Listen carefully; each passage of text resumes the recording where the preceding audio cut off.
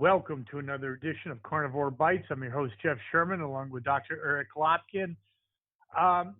Dr. Lopkin, being older than you, I was only 9 years old in 1968 watching all this. My father's store was actually burnt out in the 68 riots in Hartford. He had a pharmacy. It seems like deja vu all over again in terms of America coming apart. Your view? Oh, it really does. And you're not the first person to make the comparison to 1968. It's important to take a look at what went on then, how things have changed. The basic situation, though, is very much the same. I mean, yes, I would agree. I mean, I think, and the other thing that really intrigues me is I thought, okay, 2 or 3 days of protest, but this thing has there's no end in sight. I mean, this is going on for a week. I mean, it does not help Trump. Well, I think the protests are going to keep going on for a while. Fortunately, we seem to be seeing less of the rioting and looting, which is a good sign. Absolutely. I know for a fact there are peaceful protests planned at least until next week, probably further. Fine. Pretty benign, yes. Yes. Politically, though... Let's be clear here. You know, the peaceful protests are generally done not just with the protesters. You're seeing local police actually participating, protecting the protesters, working with the protesters. It's just when outside groups start looting and rioting that the problems come. Yes. How about the visuals, though? Every day, your average American sees what's going on. I mean, it is really reminiscent of 1968 or 65 in the Watts riots. Oh, it certainly is. So your assessment, you've always been really good at this. How do you think this plays out? We're talking about an election. You're talking about Biden, who has an easy slam dunk being the countervail to what's going on. I mean, that is, God, could you ask for a better part? Yeah, I mean, I saw his speech yesterday, and I thought it was absolutely hysterical, given that just a week ago he had made the comment, the "you ain't black" comment. So he's going to be coming out more. I don't know that that's going to work well for him, because the more he talks, the more people realize he's not qualified. Yeah, but you're giving him a platform that even... I have 2 cats. My cat Carl could do that. I mean, no, I'm dead serious. In other words, it's pretty hard to screw up. It works really in his favor, Dr. Lopkin. I mean, you can't really screw it. It's just the script is there. It works in his favor. However, you have to take a look at politically how the country is split. The places where there are the most protests, where there have been the riots, these are parts of the country, for the most part, that we're going to go for Biden anyway. There are a few situations. Atlanta could go either way. Georgia certainly could still go for Trump. Georgia definitely. Yeah. So. But most of the places where the greatest amount of anger are still states that would have gone Democratic anyway. Actually, Dr. Lopkin, that is brilliant analysis, because it's already a slam dunk there.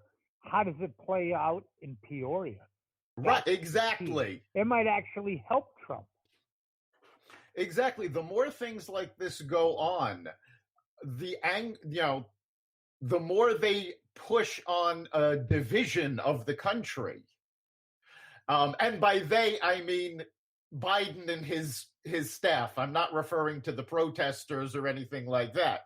The more Biden and the Democrats try to push that idea that it's a divided country, the more they're going to empower Trump's base.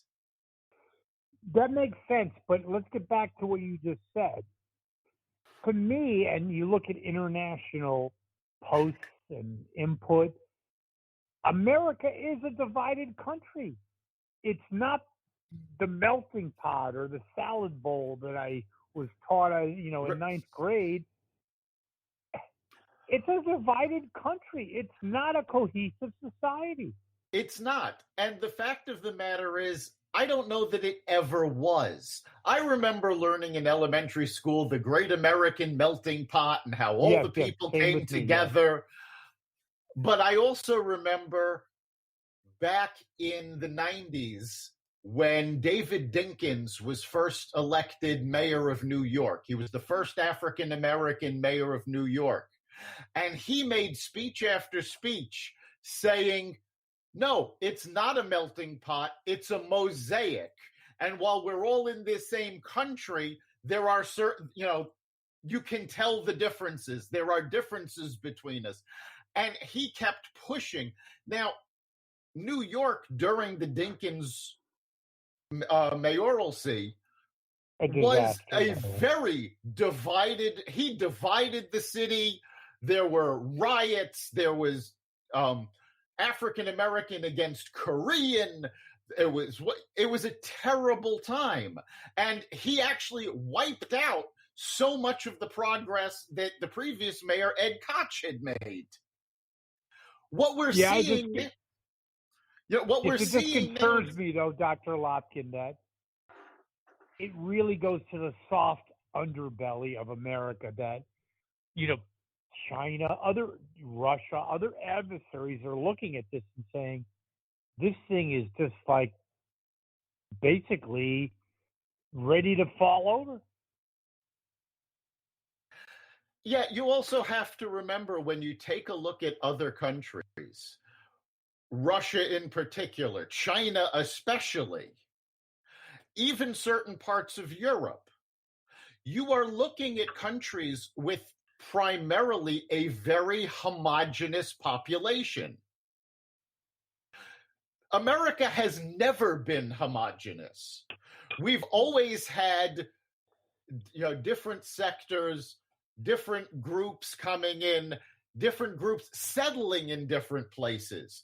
So that's why, you have in New York and San Francisco and LA, you have Chinatown.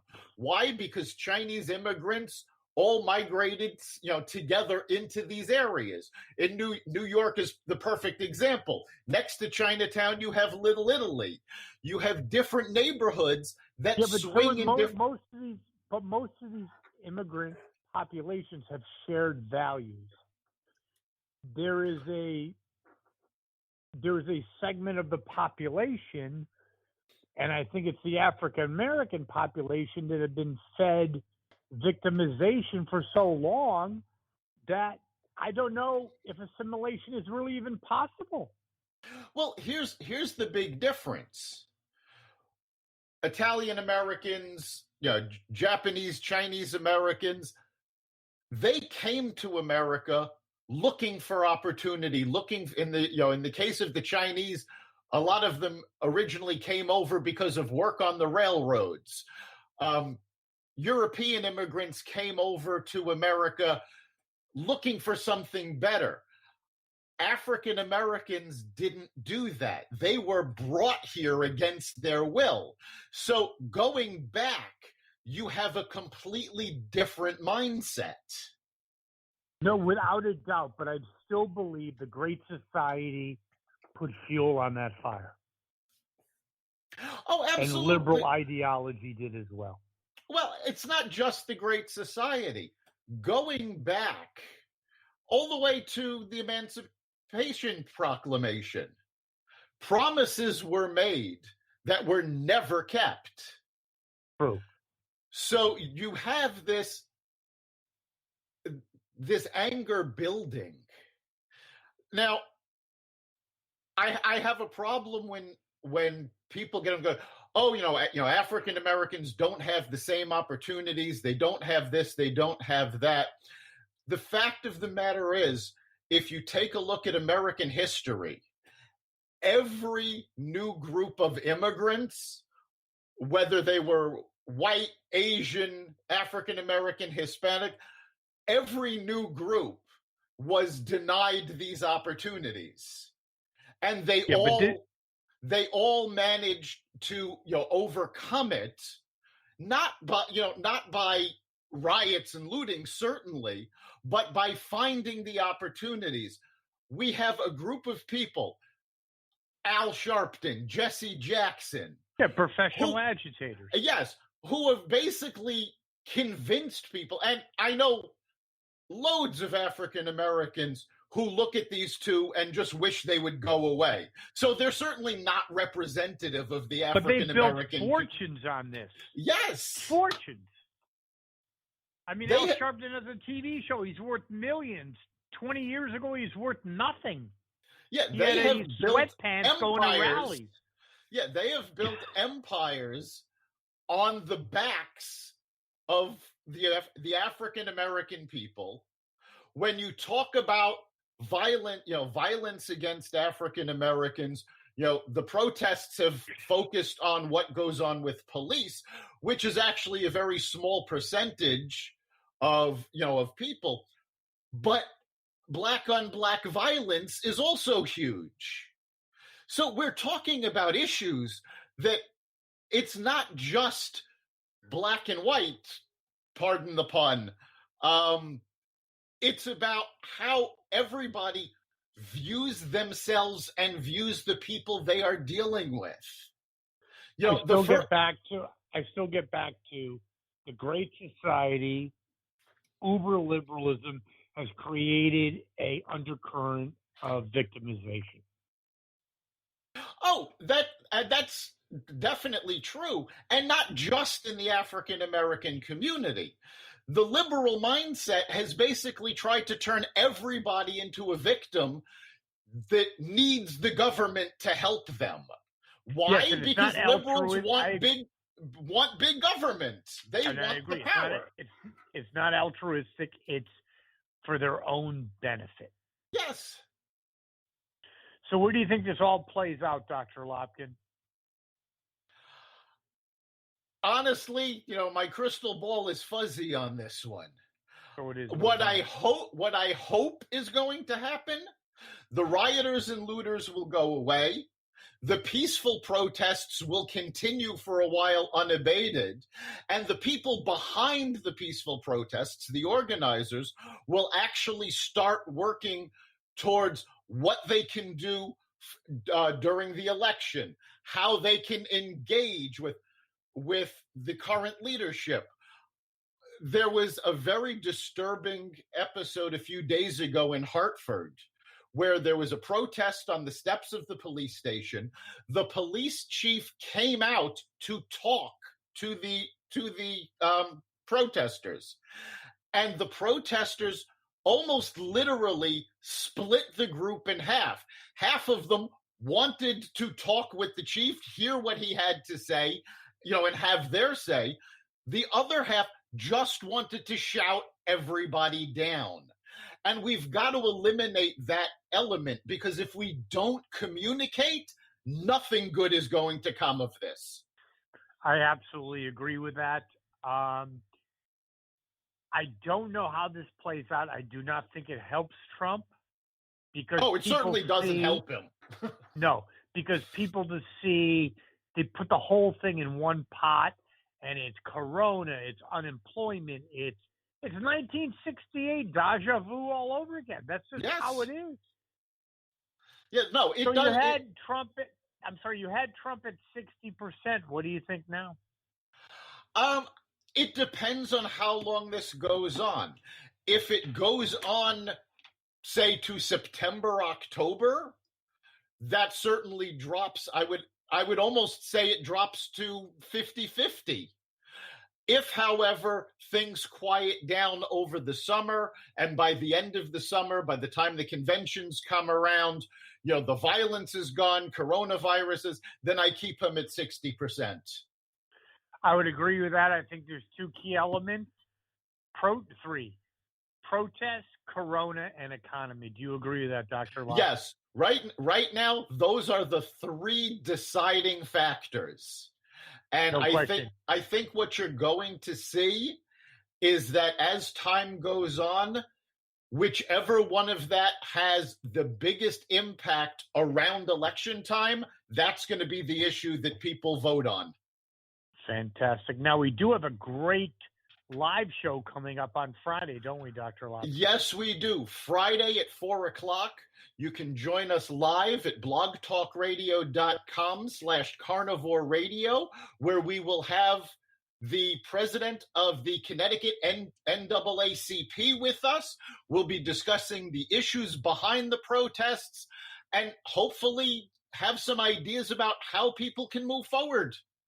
Fantastic. And if our listeners would like to call in, how do they do that?